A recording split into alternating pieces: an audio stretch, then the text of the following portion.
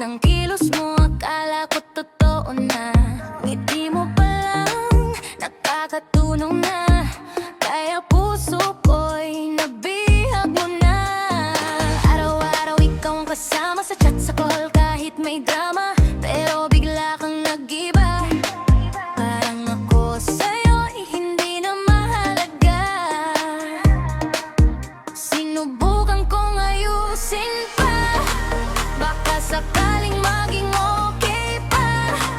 Pero habang tumatagal, lalo kong nakikita na hindi lang ako ang mahal mo talaga.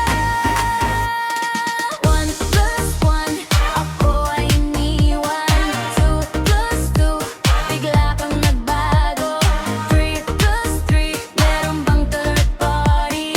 4+4, tadhana natin ay di pumabor. Binasa ko ulit ang mga mensahe mo, mga salitang akala ko'y totoo.